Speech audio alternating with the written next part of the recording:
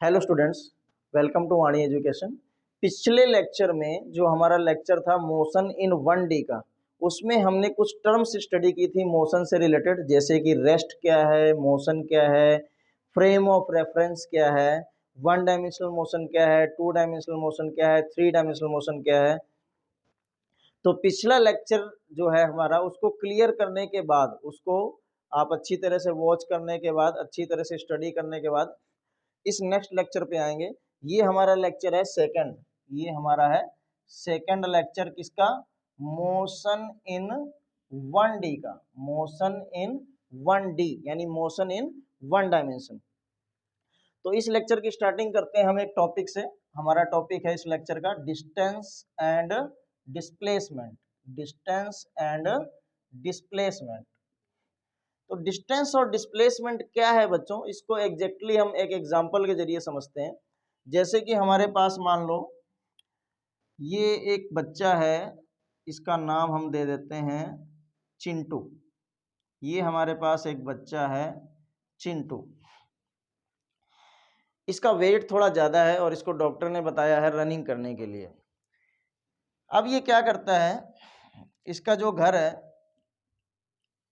उस घर के आसपास से एक ये इस तरह का रोड जाता है, 2 किलोमीटर इधर, 2 किलोमीटर इधर, 2 किलोमीटर इधर, 2 किलोमीटर इधर।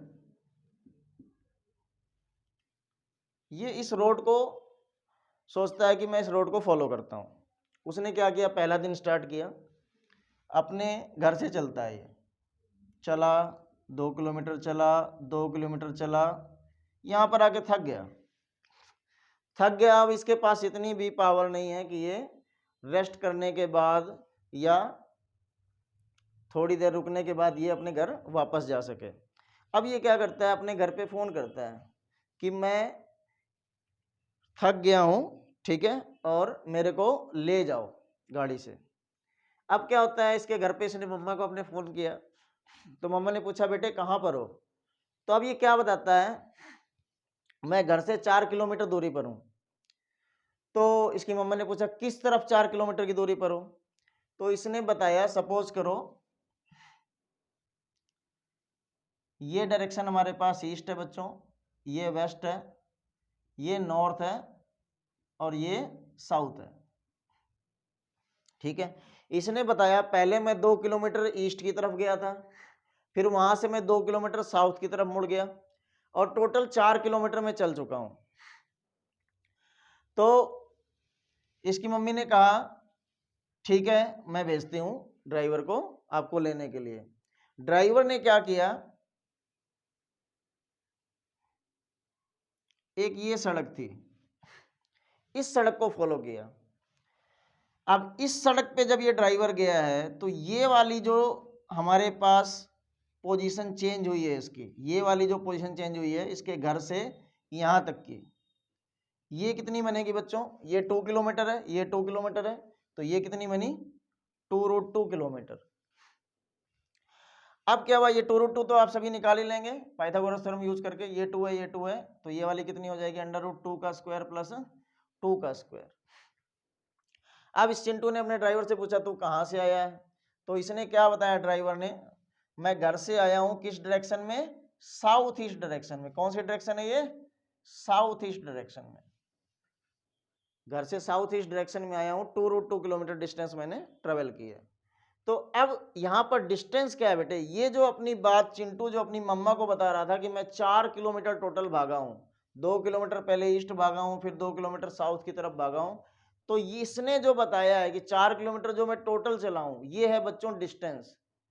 और इसका ड्राइवर जो रूट फॉलो करके आया है घर से यहाँ तक पहुंचने के लिए, क्योंकि चिंटू थका हुआ था तो ड्राइवर उसको फटाफट लेने जाना था, तो ड्राइवर ने शॉर्टेस्ट रूट फॉलो किया, शॉर्टेस्ट रूट फॉलो किया और उस तक पहुंचा। तो ड्राइवर ने जो रूट फॉलो किया है वो हमारे पास क्या है बच्चों, डिस्प्लेसमेंट। वो क्या है, डिस्प्लेसमेंट। तो डिस्टेंस क्या होता है बच्चों, डिस्टेंस होता है the actual path length, actual path length between two points, actual path length between two points. Is called distance. ये हमारे पास डिस्टेंस है। while the shortest path length while the shortest path length shortest path length between 2 points shortest path length between 2 points उसको हम क्या बोलते हैं, is called displacement. उसको क्या बोलते हैं, डिस्प्लेसमेंट। तो ये जो शॉर्टेस्ट पाथ लेंथ है 2 पॉइंट्स के बीच में, ये डिस्प्लेसमेंट की वैल्यू होती है, ये डिस्प्लेसमेंट की वैल्यू होती है। और एक्चुअल में जो डिस्प्लेसमेंट है वो एक वेक्टर क्वांटिटी है, इसमें वैल्यू भी होती है और डायरेक्शन भी होती है। तो अगर कंप्लीट डिस्प्लेसमेंट का फार्मूला देखें बच्चों, तो डिस्प्लेसमेंट को हम किससे डिनोट करेंगे, डेल्टा आर से। इस सिंबल को बोलते हैं डेल्टा, ये हमारा हो गया आर। तो डिस्प्लेसमेंट को हम डिनोट करेंगे किससे, डेल्टा आर से। और ये क्या होगा बच्चों, इसका formula final position minus initial position. आप इसको ऐसे भी लिख सकते हैं, R final minus R initial. F का मतलब फाइनल, आई का मतलब क्या हो गया, इनिशियल। तो डिस्प्लेसमेंट को कैलकुलेट करने का एक्चुअल फार्मूला ये है, final position minus initial position. और वैसे अगर आपसे पूछा जाए कि डिस्प्लेसमेंट का वैल्यू कितना है, तो डिस्प्लेसमेंट का जो वैल्यू होता है वो क्या होता है, 2 पॉइंट्स के बीच में जो सबसे छोटा रास्ता बनेगा, जो सबसे छोटा रास्ता बनेगा, उस रास्ते की जो लेंथ होगी, उस सबसे छोटे रास्ते की जो लेंथ होगी, उसको हम क्या बोलेंगे, डिस्प्लेसमेंट। ठीक है, अब नेक्स्ट आते हैं। देखिए, एक क्वेश्चन के जरिए हम डिस्टेंस और डिस्प्लेसमेंट को थोड़ा और अच्छे से समझते हैं। ये तो मैंने आपको एक स्टोरी बताई है चिंटू की, अब हम इसको एक क्वेश्चन के जरिए और अच्छे से समझते हैं। सपोज करो क्या कह रहा है हमारे पास कि ये एक पॉइंट है ए और ये एक पॉइंट है बी। एक पार्टिकल है वो ए से बी जाता है, इस सेमी सर्कुलर पाथ को फॉलो करते हुए, इस सेमी सर्कुलर पाथ को फॉलो करते हुए ए से बी जाता है, ए से बी जाता है सेमी सर्कुलर पाथ को फॉलो करते हुए। इस सेमी सर्कुलर पाथ की रेडियस है आर, सेमी सर्कुलर पाथ की रेडियस है आर। ठीक है, ये हमारा क्वेश्चन हो गया कि particle reach to point B, reach to point B from point A, point B पे पहुंचता है पॉइंट ए से, along the semi circular path, along the semi circular path of radius R. Find ratio of distance and displacement, ratio of distance and displacement. Okay, तो अब यहां पर देखिए, distance हमारा क्या है, जो एक्चुअल पाथ फॉलो किया गया है, 2 पॉइंट्स के बीच में जो एक्चुअल पाथ फॉलो किया गया है वो डिस्टेंस है। एक्चुअल पाथ कौन सा फॉलो किया गया है, ये वाला। इस सारे रास्ते की जो लेंथ बनेगी टोटल मिला के, वो हमारा क्या होगा बच्चों, वो हमारा क्या होगा, डिस्टेंस होगा। अब आपको पता है ये हमारा हाफ सर्कल है, सेमी सर्कल है, पूरे सर्कल की लेंथ कितनी होती है, 2 पाई आर। तो ये हाफ सर्कल की कितनी हो जाएगी बच्चों, पाई आर। हाफ सर्कल कितनी हो गई, पाई आर। तो यानी हमारा जो डिस्टेंस हो गया इस केस में, एक्चुअल पाथ लेंथ वो ये है, एक्चुअल पाथ लेंथ की वैल्यू क्या है, पाई आर। तो इस केस में डिस्टेंस हमारा क्या हो गया, पाई आर। डिस्प्लेसमेंट क्या होता है, डिस्प्लेसमेंट क्या होता है, डिस्प्लेसमेंट होता है बच्चों शॉर्टेस्ट पाथ लेंथ। डिस्प्लेसमेंट क्या होता है, शॉर्टेस्ट पाथ लेंथ। तो शॉर्टेस्ट पाथ लेंथ अगर देखें ए से बी, तो वो कौन सा होगा, बिल्कुल सीधा सीधा। तो अगर हम बिल्कुल सीधा सीधा जाएंगे तो ये कितना बनेगा बच्चों, आर और आर कितना बनेगा, 2r बनेगा। तो डिस्प्लेसमेंट हमारा क्या बन गया यहाँ पर, 2r। अब रेशो क्या आ गया डिस्टेंस और डिस्प्लेसमेंट का, डिस्टेंस बाई डिस्प्लेसमेंट। इसका रेशो क्या आ जाएगा, इसका रेशो आ जाएगा बच्चों पाई आर बाई 2r। क्या आ गया, पाई रेशो 2। क्या आ गया, पाई रेशो 2। अब आप ये चीज देखिए, ये जब पार्टिकल ए से बी गया था सेमी सर्कुलर पाथ फॉलो करते हुए, तो इसकी मोशन कैसी है, 1 डायमेंशनल या 2 डायमेंशनल। तो इसकी मोशन कैसी होगी बच्चों, कैसी होगी, 2 डायमेंशनल। जब ये ए से B semi circular path follow करते हुए गया है तो ये मोशन कैसी होगी, 2 डायमेंशनल। क्यों, इसमें क्या होगा, दोनों कोऑर्डिनेट चेंज होंगे। इसमें क्या होंगे, दोनों कोऑर्डिनेट चेंज होंगे, एक्स कोऑर्डिनेट भी चेंज होगा और वाई कोऑर्डिनेट भी चेंज होगा। सपोज करो जैसे पार्टिकल यहां पर है तो उसका एक्स भी चेंज हुआ और वाई भी चेंज हुआ, यहां चला गया तो उसका एक्स कोऑर्डिनेट भी चेंज हुआ और वाई कोऑर्डिनेट भी चेंज हुआ। तो अब ये जो मोशन है ये कैसी है, two dimensional. Two dimensional motion में ज्यादा कौन सा आया, डिस्टेंस ज्यादा आया या डिस्प्लेसमेंट ज्यादा आया? टू डायमेंशनल मोशन में कौन सा आया, डिस्टेंस ज्यादा आया। तो एक तो बात हमको ये याद रखनी है, टू डायमेंशनल मोशन में डिस्टेंस हमेशा डिस्प्लेसमेंट से ज्यादा होगा, चाहे टू डायमेंशनल मोशन हो चाहे थ्री डायमेंशनल मोशन हो। ठीक है, हमेशा डिस्टेंस डिस्प्लेसमेंट से ज्यादा आएगा और डिस्टेंस और डिस्प्लेसमेंट का जो रेशो आएगा वो 1 से क्या आ जाएगा, बड़ा आ जाएगा। जैसे यहाँ पाई रेशो 2 सॉल्व करेंगे तो 1 से बड़ा आ जाएगा। दूसरा, अगर सपोज करो ये पार्टिकल मैं कहता कि सीधा ही सीधा जा रहा है, सीधा ही सीधा ए से बी जा रहा है, सेमी सर्कुलर पाथ फॉलो नहीं कर रहा है, सीधा गया है ए से बी, तो डिस्टेंस कितनी होती? इसी में मैं ऐड कर देता हूं क्वेश्चन को कि if particle move straight from A to B, straight from A to B, अगर स्ट्रेट फ्रॉम जाता है, स्ट्रेट जाता है ए से B, then find distance and displacement। तो उस केस में बच्चों देखो, अब ये सीधा रास्ता फॉलो किया गया है, यहां से यहां तक आर था, यहां से यहां तक भी आर है, सीधा रास्ता फॉलो किया गया है, पाथ भी हमारा यही है और शॉर्टेस्ट पाथ भी यही है, क्योंकि जब बॉडी सीधी सीधी जा रही है, पार्टिकल सीधा सीधा जा रहा है तो सबसे छोटा रास्ता ही बनेगा ये। तो डिस्टेंस भी यही है और डिस्प्लेसमेंट भी यही है। तो डिस्टेंस भी यहाँ कितनी हो गई बच्चों, डिस्टेंस भी हो गई 2r और डिस्प्लेसमेंट भी क्या हो गई, 2r हो गई, डिस्प्लेसमेंट भी क्या हो गई, 2r हो गई। तो यहाँ डिस्टेंस और डिस्प्लेसमेंट क्या आ गए, सेम आ गए। तो अगर आपसे पूछा जाए कि क्या डिस्टेंस और डिस्प्लेसमेंट सेम हो सकते हैं, तो बिल्कुल हो सकते हैं। डिस्टेंस और डिस्प्लेसमेंट कब सेम हो सकते हैं, जब मोशन कैसी हो, वन डायमेंशनल। आपको बताया था जब बॉडी बिल्कुल सीधी सीधी चलेगी तो वो मोशन कौन सी होगी, वन डायमेंशनल। ये हमने पिछले लेक्चर में डिस्कस किया था। तो ये मोशन कैसी है, वन डायमेंशनल है, इसमें डिस्टेंस और डिस्प्लेसमेंट इक्वल है। अच्छा, वन डायमेंशनल मोशन में टर्न नहीं होना चाहिए, बॉडी वापस नहीं आनी चाहिए। वन डायमेंशनल मोशन हो लेकिन टर्न ना हो, उसी एक्सिस पे बॉडी दोबारा वापस ना आए, सीधी सीधी चलती रहे फॉरवर्ड डायरेक्शन में या बैकवर्ड डायरेक्शन में, कैसा भी चलता रहे। ठीक है, सीधा सीधा चलना है। तो उस केस में जब मोशन वन डायमेंशनल हो और टर्न ना हो, विदाउट टर्न, वहां डिस्टेंस और डिस्प्लेसमेंट क्या हो जाएंगे, इक्वल हो सकते हैं। तो आपने ये नोटिस किया है डिस्प्लेसमेंट जो है वो मैक्सिमम डिस्टेंस के इक्वल हो सकती है, डिस्प्लेसमेंट कभी भी डिस्टेंस से ज्यादा नहीं होगी, क्योंकि वन डायमेंशनल मोशन में तो डिस्टेंस और डिस्प्लेसमेंट इक्वल है। लेकिन अगर टू डायमेंशनल या थ्री डायमेंशनल होगा तो डिस्टेंस हमेशा जो है वो डिस्प्लेसमेंट से ज्यादा आ जाएगी। अब इसमें हम कुछ डिफरेंस और सीखते हैं, डिस्टेंस और डिस्प्लेसमेंट में कुछ डिफरेंस सीखेंगे हम।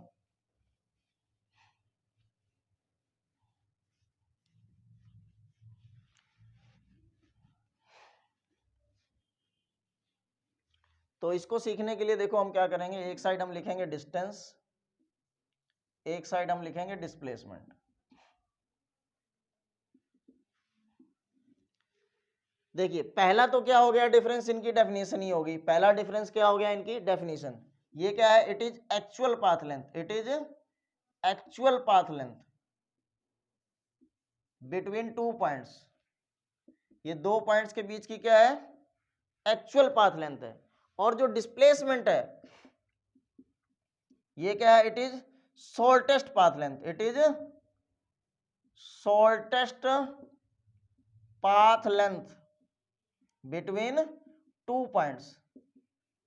लेकिन ये जो डेफिनेशन है ये इसको कैलकुलेट, इसके सिर्फ मैग्नीट्यूड कैलकुलेट करने का फार्मूला है, इससे सिर्फ डिस्प्लेसमेंट का क्या आता है, मैग्नीट्यूड आता है। और आपको पता है डिस्प्लेसमेंट जो है वो क्या है, वेक्टर क्वांटिटी है। डिस्प्लेसमेंट क्या है, वेक्टर क्वांटिटी है। तो वेक्टर क्वांटिटीज वो होती हैं बच्चों जिसमें मैग्नीट्यूड भी आएगा और डायरेक्शन भी आएगी, मैग्नीट्यूड के साथ साथ क्या आएगा, डायरेक्शन भी आएगा। तो ये वेक्टर है। और ये जो मैंने डेफिनेशन लिखी है शॉर्टेस्ट पाथ लेंथ, ये सिर्फ डिस्प्लेसमेंट का मैग्नीट्यूड होता है, डायरेक्शन नहीं होती इसके अंदर। अगर मैग्नीट्यूड और डायरेक्शन एक साथ निकालनी है तो हम कौन सा फार्मूला यूज करते हैं, final position minus initial position. तो ये वेक्टर है और ये जो हमारा डिस्टेंस है इसमें सिर्फ वैल्यू होती है, डायरेक्शन इन्वॉल्व होती नहीं है। जैसे मान लो ये हमारे पास दो पॉइंट्स हैं ए और बी। हम ए और बी, ए से बी जाने के लिए हमने ये रास्ता भी सेलेक्ट कर लिया, ये रास्ता भी हमारे पास अवेलेबल है, ये रास्ता भी हमारे पास अवेलेबल है, और एक ये रास्ता भी अवेलेबल है, ये फर्स्ट, सेकंड, ये थर्ड, ये तीन रास्ते अवेलेबल हैं। इस रास्ते से जाएंगे, इस सारे रास्ते की लेंथ मापेंगे, मेजर करेंगे, ये भी डिस्टेंस है। इस रास्ते से जाएंगे, ये भी डिस्टेंस है, और इस रास्ते से जाएंगे, ये भी डिस्टेंस है। तो कोई भी रास्ता सेलेक्ट कर लें, उन सारे रास्ते की जो वैल्यूज आएंगी कैलकुलेट करके, वो हमारे पास क्या हो जाएंगी, डिस्टेंसेस हो जाएंगी। मतलब डिस्टेंसेस के लिए कोई पर्टिकुलर डायरेक्शन नहीं है, तो इसलिए ये क्या हो जाएगा, स्केलर हो जाएगा। डिस्टेंस कैलकुलेट करने में डायरेक्शन का कोई इन्वॉल्वमेंट हमने नहीं करना है, ठीक है, इसलिए ये क्या हो गया, स्केलर हो गया। लेकिन डिस्प्लेसमेंट कैलकुलेट करते टाइम हम डायरेक्शन भी इन्वॉल्व करेंगे, ठीक है। तो इसलिए फार्मूला जो डिस्प्लेसमेंट का बनेगा वो क्या बनेगा, final R final, position final minus position initial जो है। थर्ड डिफरेंस, जो डिस्टेंस है ये हमेशा क्या होगा, पॉजिटिव वैल्यू होगा। इसका डिस्प्लेसमेंट का जो डिस्टेंस का वैल्यू है वो हमेशा क्या होगा, पॉजिटिव होगा।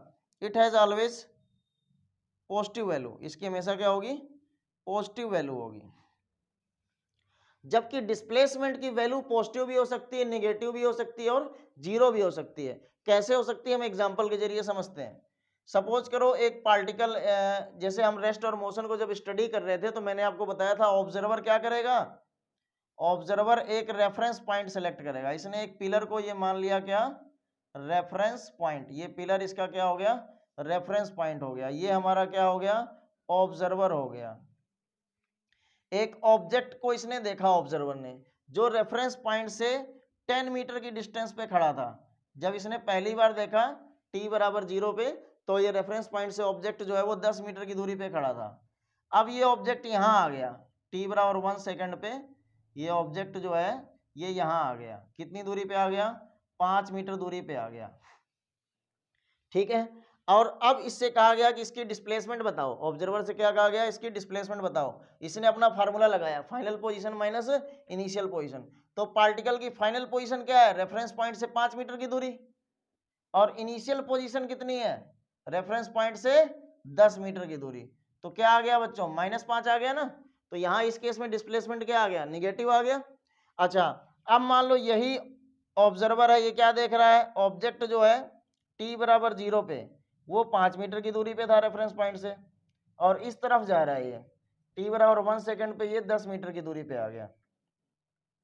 तो ये क्या बताएगा, अब इससे कहा जाए कि अगर डिस्प्लेसमेंट बताओ इस पार्टिकल की, तो ये क्या बताएगा, final position minus initial position. Formula लगाया इसने, फाइनल कितनी है इसकी 10, इनिशियल कितनी है 5, तो अब ये 5 क्या आ गया, प्लस का आ गया। अब इसने क्या देखा कि एक पार्टिकल है, ये इस रेफरेंस पॉइंट से 5 मीटर की दूरी पे था, ये ऐसे घूम फिर के यहीं वापस आ गया, t बराबर 0 पे यहीं पे था,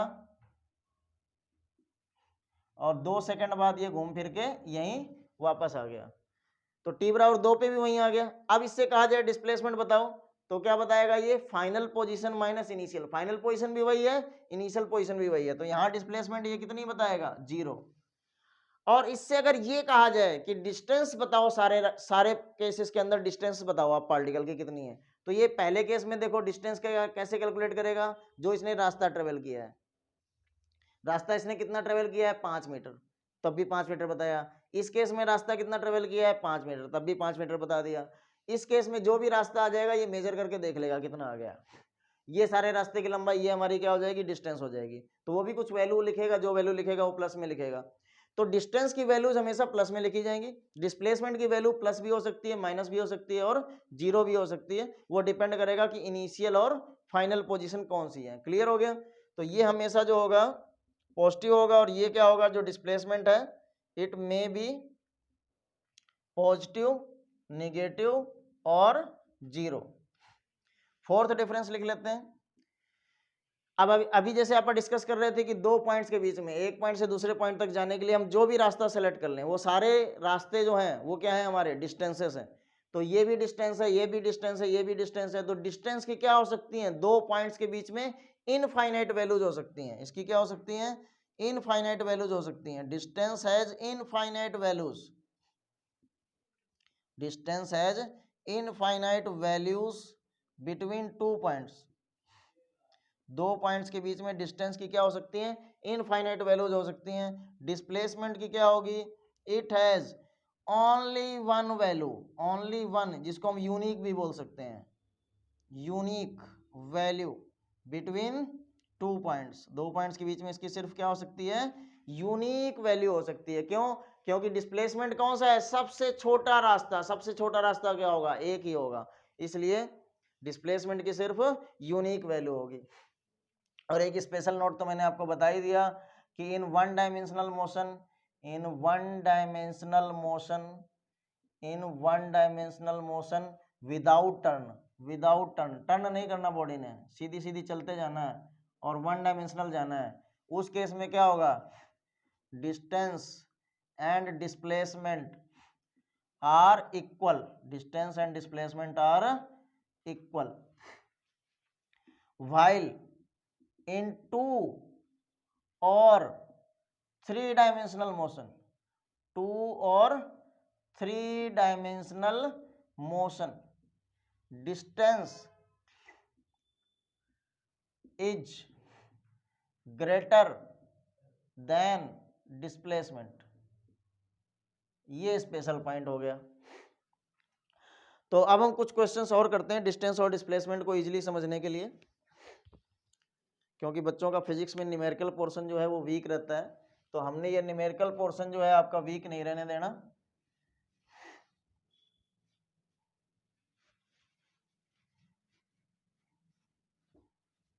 तो नेक्स्ट हम एक न्यूमेरिकल करते हैं,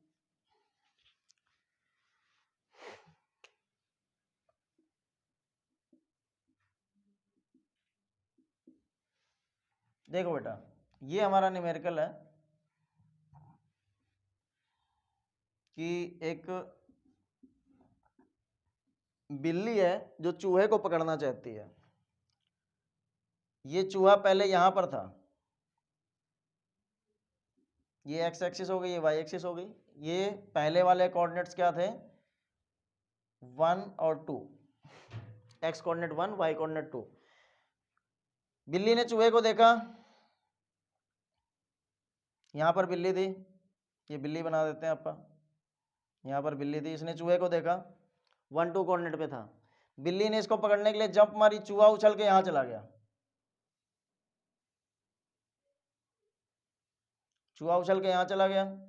अब चूहे के कोऑर्डिनेट्स क्या हैं 2 और 1, एक्स कोऑर्डिनेट 2 हो गया, वाई कोऑर्डिनेट क्या हो गया 1 हो गया, बिल्ली ने यहां जंप मारी, चूहा यहां चला गया, अब इसके कोऑर्डिनेट्स क्या हो गए 3 और 3, और यहां पर बिल्ली ने चूहे को पकड़ लिया, बिल्ली ने यहां से स्टार्ट किया था पॉइंट ओ से, ये पॉइंट ए है, पॉइंट बी है, पॉइंट सी है। आपसे पूछा गया a cat follow the path soon to catch a rat, catch a mouse, rat बोल दो या माउस बोल दो, फाइंड डिस्टेंस एंड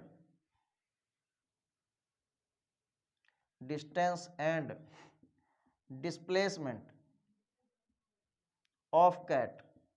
ओके, तो देखिए डिस्टेंस जो होता है वो क्या होता है एक्चुअल पाथ, एक्चुअल पाथ जो हमारी कैट है उसने ये फॉलो किया है, ये फिर ये फिर ये, ठीक है। तो आप सभी ने 9th क्लास में कोऑर्डिनेट ज्योमेट्री पढ़ी होगी, तो वहां से हम डिस्टेंस फार्मूले को यूज करके ये टोटल डिस्टेंस कैलकुलेट कर सकते हैं। तो डिस्टेंस हमारे पास इस क्वेश्चन में कितनी आ गई, देखो डिस्टेंस कितनी आ गई बच्चों, पहला पाथ जो है हमारा वो कितना है ओ से ए, पहला जो हमारा पाथ है वो ओ से ए, फिर बिल्ली कहाँ गई है ए से बी, फिर बिल्ली गई है बी से सी, ये हमारे पास क्या हो गया टोटल पाथ जो बिल्ली ने फॉलो किया है चूहे को पकड़ने के लिए, ये टोटल पाथ आ गया। इस टोटल पाथ लेंथ की वैल्यू निकालो।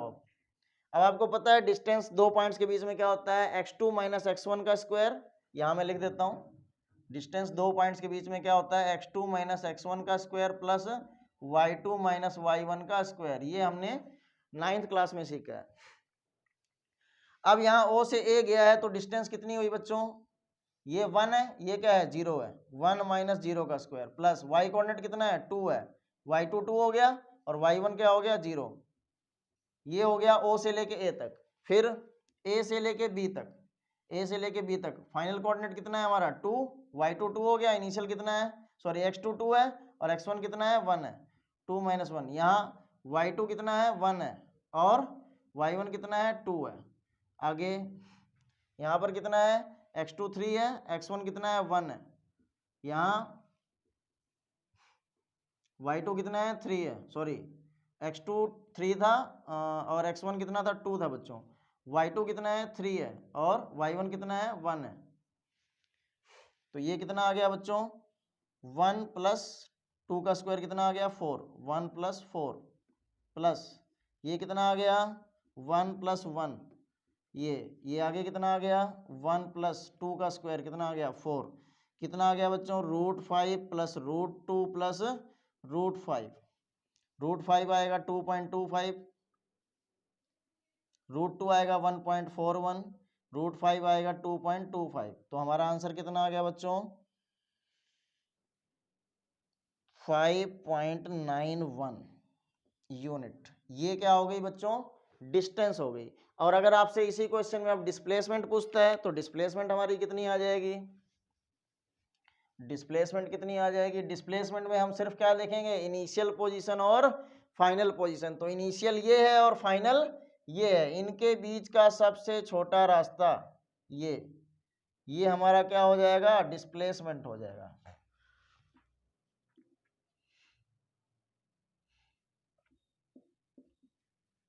तो डिस्प्लेसमेंट कितना आ जाएगा बच्चों 3 माइनस 0 का स्क्वायर प्लस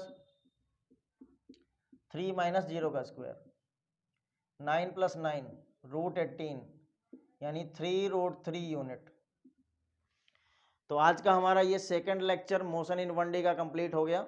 नेक्स्ट जो है हमारे पास हम डिस्कस करेंगे speed and velocity in lecture 3, motion in 1D lecture 3।